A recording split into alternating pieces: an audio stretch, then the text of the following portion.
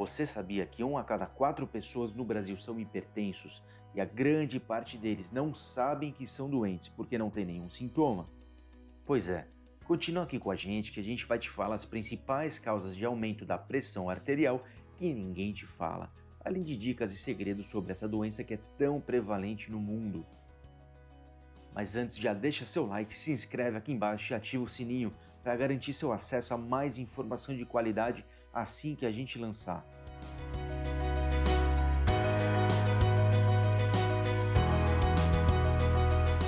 Medir a pressão arterial de qualquer forma em qualquer situação não é suficiente para confirmar a hipertensão arterial. Além disso, o tratamento correto nem sempre depende de medicação, e achar a causa é indispensável para o bom controle dessa pressão. O diagnóstico da hipertensão é uma situação muito difícil para o paciente, pela falta de conhecimento e de orientação. O hipertenso já se imagina tomando caixas de medicação com uma qualidade de vida lastimável. Será que uma vez hipertenso, sempre hipertenso? Na verdade não. Não é bem assim que acontece. Existem diversas causas para esse aumento da pressão arterial e, quando corrigidas precocemente, é possível voltar aos níveis ideais sem uso da medicação. Claro que isso vai depender do estilo de vida, nível de atividade física e alimentação, entre outros muitos fatores. Mas, se essa pessoa já é doente de algum tempo, a parede dos vasos sanguíneos já se adaptou àquela situação e, mesmo retirando a causa, a hipertensão pode não ser tão facilmente compensada sem o uso de uma medicação adequada. Mas por que é tão importante controlar essa pressão? Quando esse aumento dos níveis pressóricos não é freado ou revertido e fica ali presente ao longo de muito tempo, que é quando a pessoa continua com os mesmos hábitos de vida apesar da doença, a pressão que o sangue faz na parede das artérias vai agredindo esse endotélio e, com o tempo, por alguns mecanismos que a gente pode falar em alguns próximos vídeos, pode formar uma placa de ateroma, que, entre outros malefícios, pode levar a um infarto ou um AVC, por exemplo. Imagina isso, uma condição tão facilmente controlada hoje em dia pode causar um desfecho tão terrível, só por falta de cuidado ou de informação, né? Bom, nesse ponto você já conseguiu entender que é uma doença devastadora se não for controlada. Mas por que ela ainda acontece? Talvez por ser uma doença prevalente, muito bem estudada e de fácil manejo há muito tempo. Então criou-se um relaxamento e uma falsa sensação de conhecimento e domínio da condição. Quem não para estudar alguns minutos, às vezes acredita em algumas crenças e teorias que há muito tempo a gente já sabe que não são verdadeiras. Por exemplo, muita gente relaciona a hipertensão ao consumo de sal, mas essa é só uma das causas e, como qualquer outra causa, cortar o sal pode não fazer a mínima diferença no tratamento, vai depender da sua condição especificamente. É óbvio que os fatores mais conhecidos para o aumento da pressão arterial é a ingesta de sal, café, estimulantes em geral ou até álcool. Isso todo mundo já sabe. Mas não são todas as pessoas que são sensíveis a essas substâncias. Muitos sais têm diversos minerais e a sensibilidade para o aumento da pressão predomina no cloreto de sódio. O sal branco, que é vendido, é o mais barato, elimina todos os outros minerais e fica apenas o cloreto de sódio ali naquele composto. Quando você compra um sal baratinho no mercado, está comprando cloreto de sódio quase puro e ainda leva de brinde resíduos tóxicos das substâncias usadas para a limpeza desse material. O ideal é comprar o sal integral, pode ser o sal marinho, o sal do Himalaia, o sal do que você quiser, tanto faz, mas tem que ser integral, porque além do cloreto de sódio estar em menor concentração, vai aumentar menos a pressão arterial, vai ter diversos outros minerais benéficos para o organismo. Se quiser saber mais sobre os tipos de sal e suas diferenças, se inscreva aqui no canal e fique de olho nos próximos vídeos. Vamos te falar agora algumas causas de hipertensão arterial que você pode ter e ainda não sabe.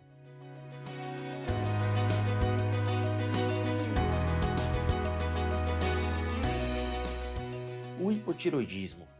A tireoide controla o metabolismo de todo o organismo. Quando ela funciona demais, acelera, e de menos, deixa tudo mais vagaroso. Então seria lógico pensar que o hipotireoidismo baixa essa pressão, não é mesmo? Não é bem assim. E por mais estranho que possa parecer, nesse caso a pressão pode aumentar. Mas por quê? Veja bem, inicialmente realmente ele vai baixar a pressão, só que o organismo tem todo um sistema de feedback de resposta que vai reconhecer essa condição e vai reagir, causando o aumento da pressão arterial. Então a pessoa vai restringir o sal na comida, melhorar os hábitos de vida, fazer tudo o que for possível e a pressão não vai baixar. Por quê? Porque se não regular esse funcionamento da tireoide, o mecanismo da hipertensão ainda vai estar funcionando e vai continuar alta.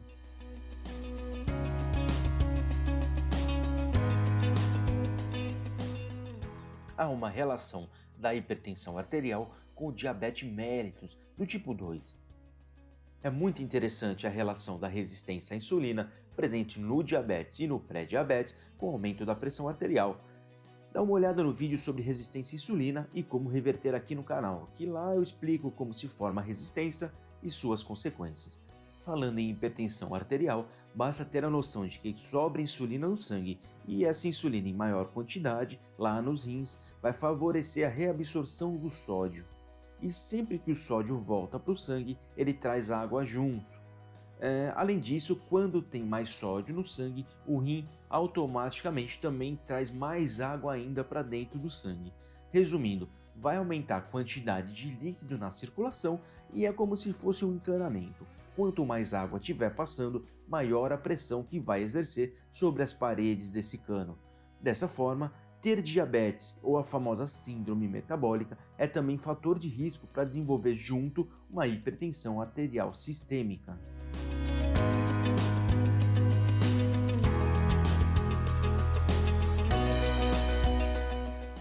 Deficiência de magnésio. O solo aqui do Brasil é pobre em terra vulcânica, então os alimentos tendem a conter menor carga de magnésio do que em outros lugares do mundo.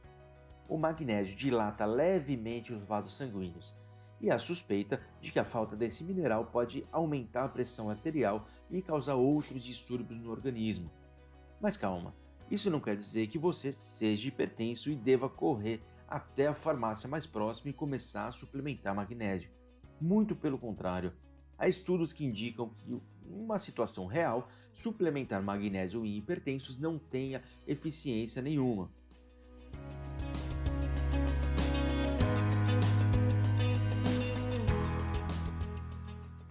Deficiência de vitamina D3. A falta da vitamina D vai ativar ainda mais o sistema renina-angiotensina-aldosterona, uma das grandes causas da hipertensão arterial. É essencial que se tome sol por 20 minutos diariamente, sem protetor solar, por volta do meio-dia, quando há mais incidência dos raios UVB que ativam a vitamina D na pele. E é sempre bom acompanhar com um dermatologista para saber se você tem risco aumentado de desenvolver câncer de pele.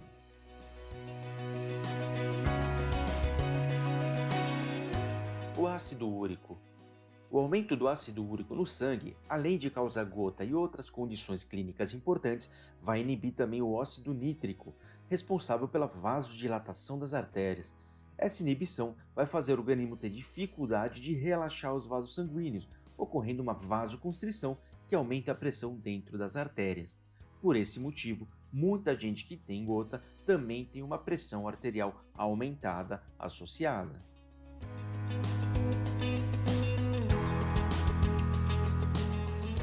E a contaminação por metais pesados pode causar uma vasoconstrição também. Dessa mesma forma, intoxicações por metais pesados como chumbo vão causar o aumento dessa pressão arterial.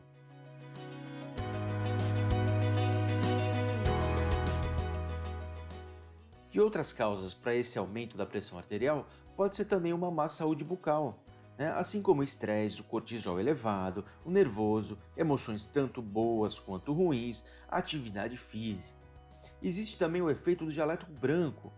O paciente fica tão nervoso no consultório que dispara a pressão sem nenhum motivo aparente e quando chega em casa ela retorna ao normal.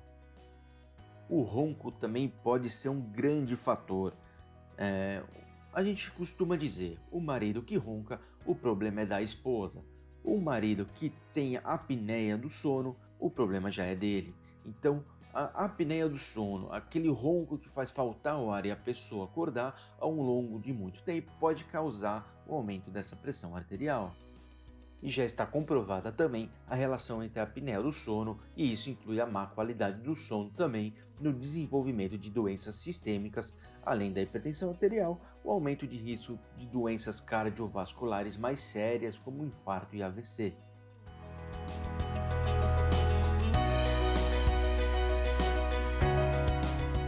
A pressão arterial varia naturalmente durante o dia. Então, exercícios físicos, subir escada e outros esforços aumentam consideravelmente a pressão.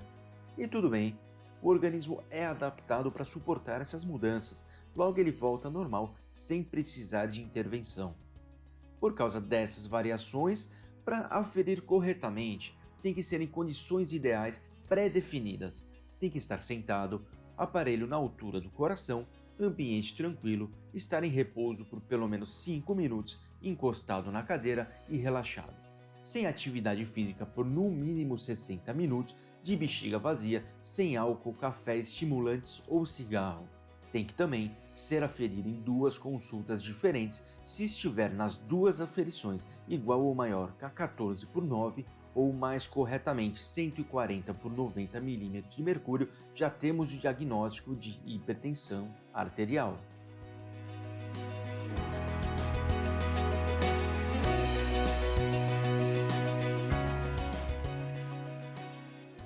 A partir daí, feito o diagnóstico, tem que tratar a causa, para reverter alguma alteração logo no início.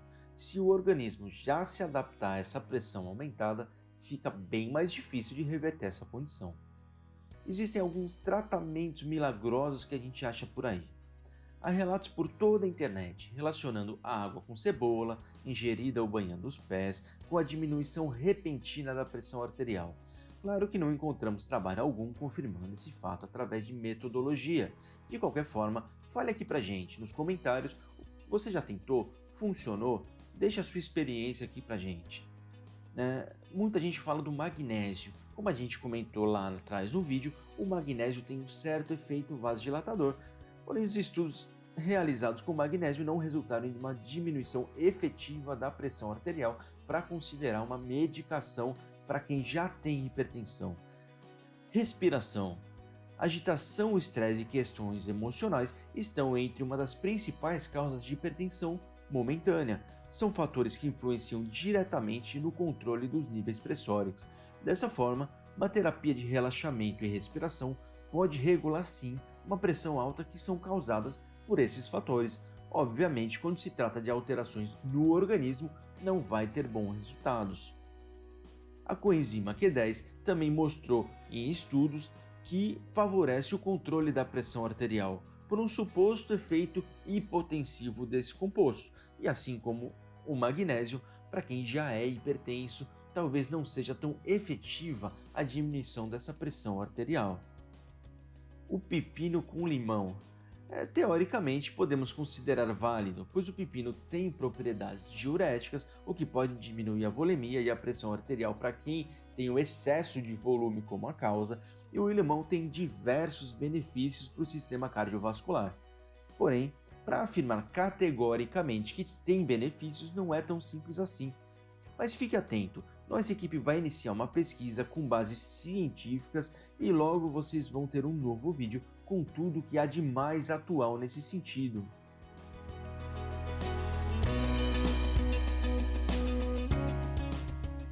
Agora, o que preconizam as maiores organizações de cardiologia do mundo é que, primeiro de tudo, o que vai facilitar mais a pressão arterial baixar é a perda de peso. E para isso é necessário a ajuda de um nutricionista. Em conjunto, praticar uma atividade física que, além de auxiliar no emagrecimento, vai também regular a circulação e os mecanismos de compensação dessa pressão arterial. E se sua pressão tiver aumentada, regular a alimentação é prioridade. Devemos evitar alimentos enlatados, industrializados, café, álcool, refrigerantes e aqueles sucos em caixinhas, mostarda, ketchup, temperos prontos, shoyu, entre todos os outros que têm um excesso de sódio e química na sua composição. E lembre-se, Consulte sempre o seu médico. Não faça nenhum tratamento por conta própria. Muito menos abandone sua medicação para uso de qualquer outra substância sem o conhecimento da equipe de saúde que te acompanha. Gostou do vídeo? Deixe aqui seu comentário com dúvidas ou sugestões. Deixe sua experiência aqui pra gente. Compartilhe com quem precisa desse conhecimento. Obrigado e até o próximo vídeo. Se cuidem!